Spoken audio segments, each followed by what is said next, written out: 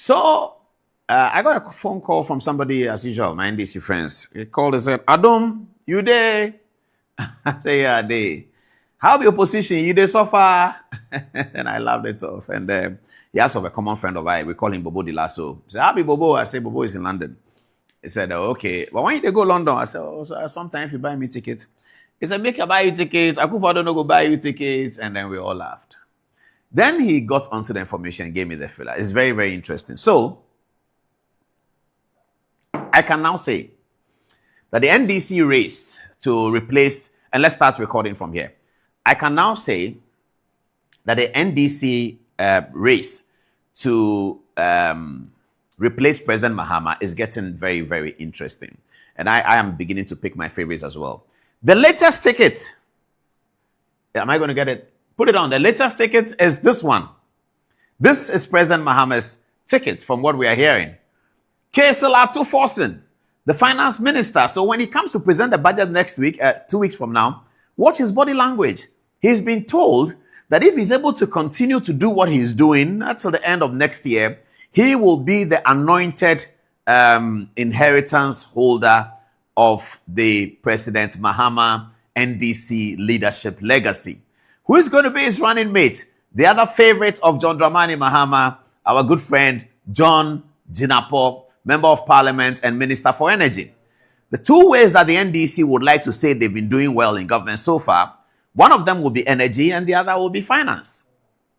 In finance, there's disputed opinion about recently the government didn't get a threshold on the treasury bill, local treasury bill market, and some opponents of the government were saying there's an indication that there's no confidence, blah, blah, blah. Whatever you say, Atuforsen will tell you that the CD was 17, it is 10, it's a feather in his cap. Atuforsen will tell you that gold reserves have gone here, it's a feather in his cap. Atuforsen will tell you that petroleum prices have been stabilized, it's a feather in his cap. Don't ask him about the price of kenke. Don't ask him about the price of bread. Don't ask him about the price of biscuits. He doesn't know. But he has major macro indicators to point out to you that he's done well. And the analyzing institutions, Fitch and all of these people are giving Ghana B+ and all of that. So yes, Kesela Atuforsen is firmly focused on becoming the leader of the NDC, the presidential candidate of the NDC going forward to the 2028 election. And his running mate is John Abdullahi Jinapor.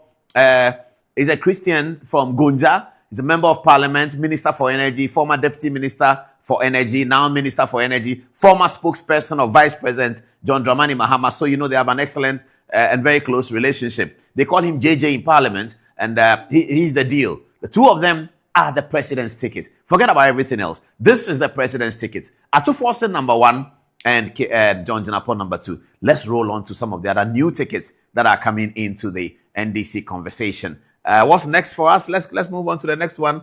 No, I know this one. This one people know. Let's move to the next one. I'll come back to this in a minute. Now, I'll still come back to this in a minute. The other one. Yes. This is the other one. So there's a growing conversation among NDC cadres. I don't know where the cadres still stand in the NDC conversation. 25 years ago, the cadres were very strong.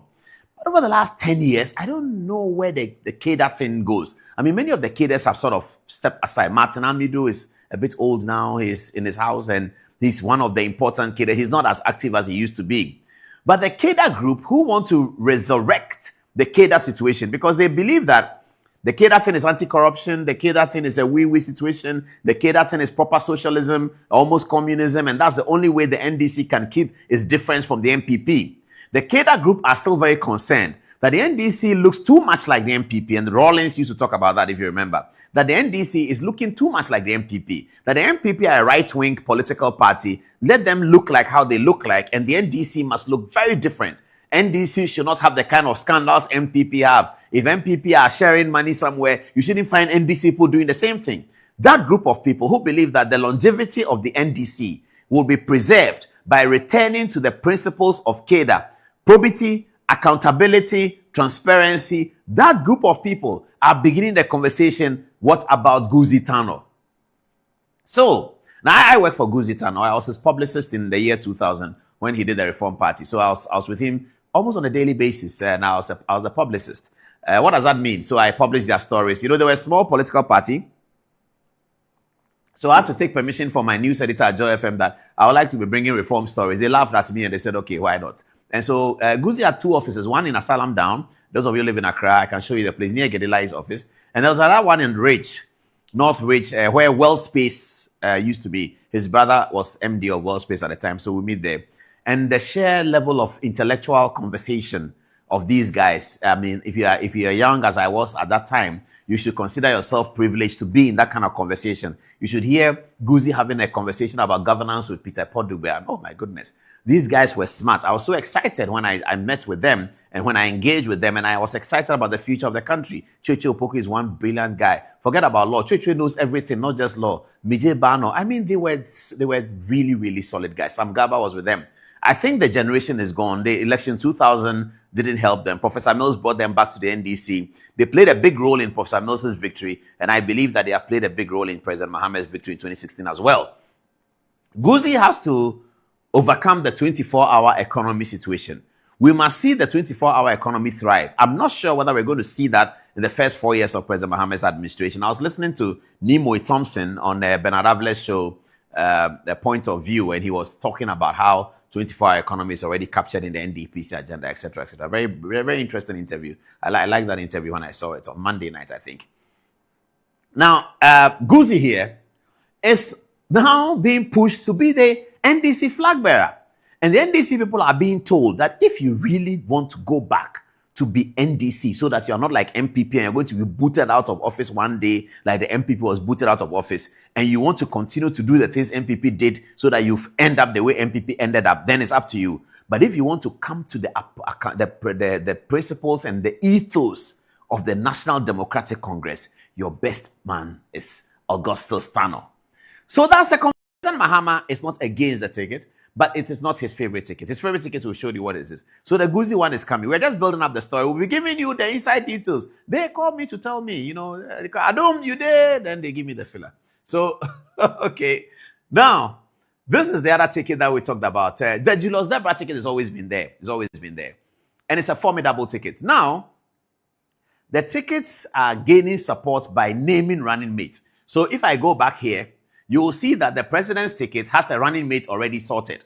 So it is easier to sell to the party folks when you are saying, this is going as number one, this is his number two. It makes people feel that, oh yeah, that's a good ticket. We like it. It's great. It's, I think that, I don't know whether it's good or bad, but over the last few years of our election cycles, the position of the running mate has become very important. It didn't used to be as important. I mean, in 2000, people have forgotten who was Professor Mills's running mate. It was Martin Amidou.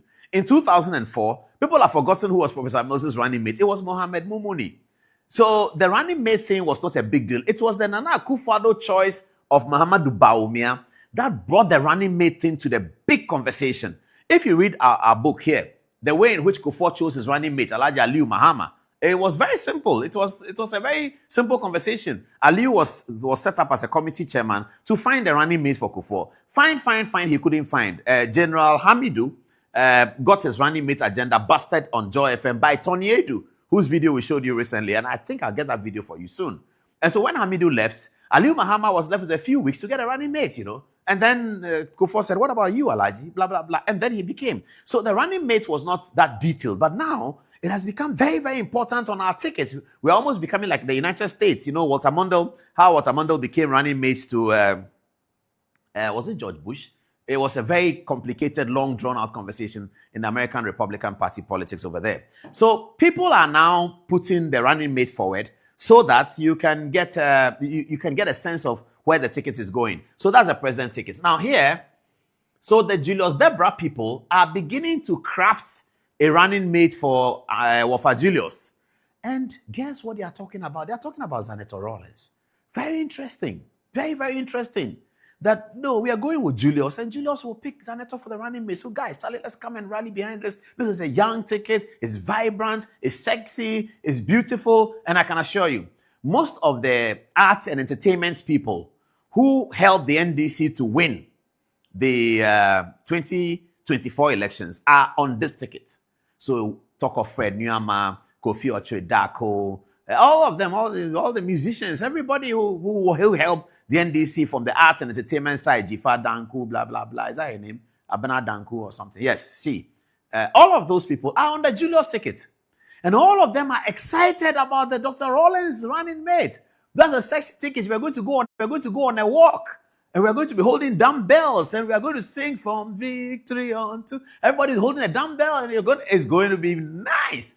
I mean, God give us life over the next 3 years. Ghana is going to be very beautiful. If you're a political reporter, you are in the best business. Okay. My producer wants me to move on. That's why he's put Eric Opoku there. So Eric Opoku has always been the other ticket. Okay.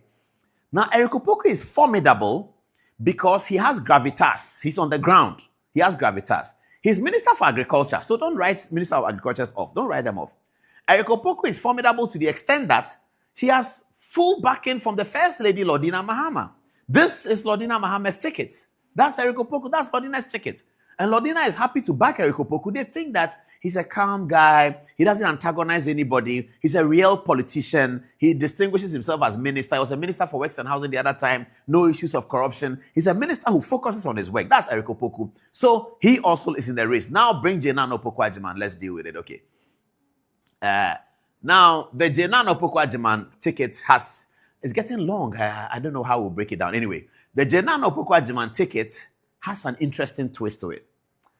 It is a ticket that is marshaled by Samuel Ofosu Ampofo. Now, people don't know Samuel Ofosu Ampofo that well. Now, I had studied Samuel Ofosu Ampofo since 1997 when he was a student in Accra Poly. I had friends there, so I'll go there. And I observed the way he was marshalling people to support the NDC ticket. At that time, he was a parliamentary candidate. And he defeated some heavyweights. I think it was Professor Adofenin. Professor Adofenin was the head of history department at the University of Ghana. Powerful guy.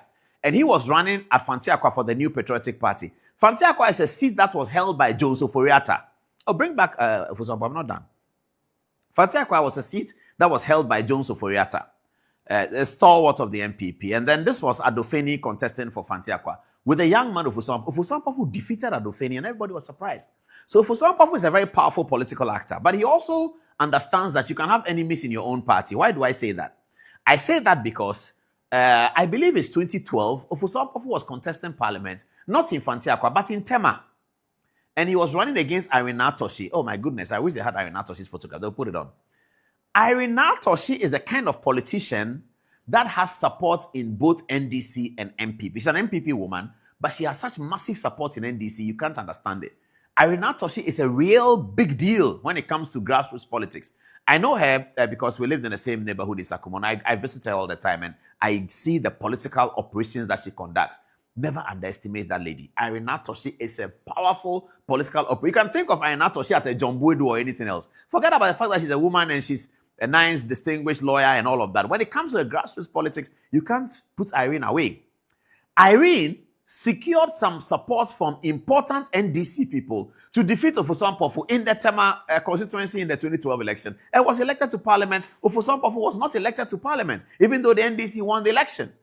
Ofosu Ampofo at that time was Minister for Local Government, and he was running as one constituency as Minister for Local Government. Irina Toshi was a young woman coming into politics and defeated him with the support of key NDC people. Some of them are still alive, so I don't want to mention their names. Very, very powerful NDC people supported Irina Toshi to defeat Ofosu Ampofo in 2012 in Tema. I was there. Now, Ofosu Ampofo is coming back to marshal the campaign of Professor Jenan Opoku Agyeman, and you can't underestimate that. Ofosu Ampofo is also angry. He has a wound.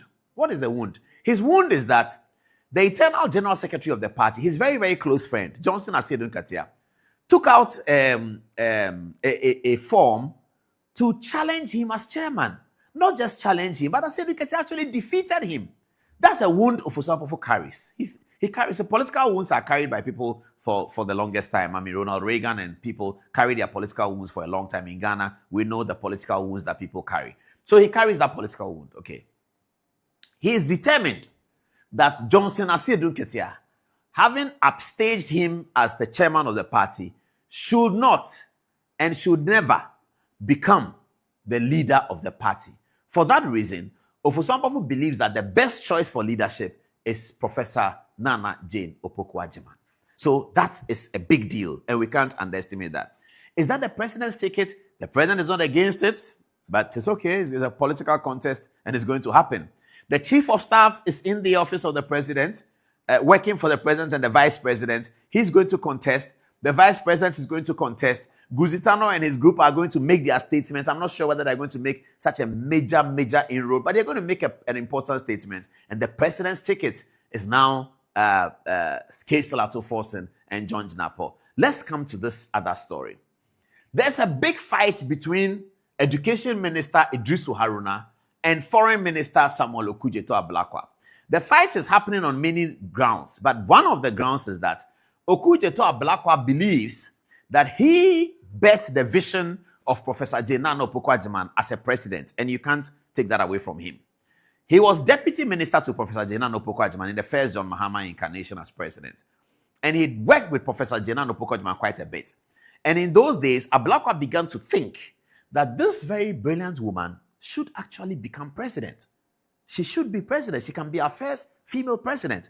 So when, and Ablakwa is also a product of the Ahoys. Ato, especially Ato. Ablakwa is a product of Ato Ahoy. I mean, if you read my book, it's there. Babies with Sharp Teeth is there. All the accounts is there. When Ato Ahoy hired them to attack Rawlings, all of that. Ablakwa was a leader in that circumstance. So Ablakwa is a product of the Ahoys. Professor Jane is also a product of the Ahoys. So Ablakwa genuinely believes so, and there are people who think like that. You can't begrudge them for thinking so. He's the former vice chancellor of the University of Cape Coast. Why not president? No problem. But he's beginning to feel that education minister is not part of this agenda. Then suddenly he's trying to behave like he's taking center stage of it so that he'll become running mate. That and other matters are just generating serious tension between Idrisu Haruna and Okudzeto-Ablakwa, foreign affairs minister. The vice president is in the middle. We'll see how that goes. These are just the beginning of the story, so I have the loaded one that is coming. I'll share them with you. It's past 10 o'clock now. I'll share them with you. Now, let's come to the original ticket. This is the original ticket. Johnson Asiedu Ketia, still by leaps and bounds, leads the charge. If you do the election today, I think Asiedu Ketia will win. If the NDC were to do the election, Asiedu Ketia here, there, thank you very much. If the NDC were to do the election today, I think Asiedu Ketia will win. You don't have, you have Ampofo in there, okay. So this looks like the cast. Now, Asiedu Ketia was thinking about running mate Alban Bagbin. I don't know whether they are still thinking so, because some of their insiders tell me that they are being concerned about the age of both men. So don't be surprised if you get a poll coming from Musa Dankwa very soon about the ages of candidates and how that works. So Alban Bagbin was going to partner Asiedu Ketia. Now, why were they preparing this ticket? They were preparing this ticket and they called it the only ticket that survives the corruption tag.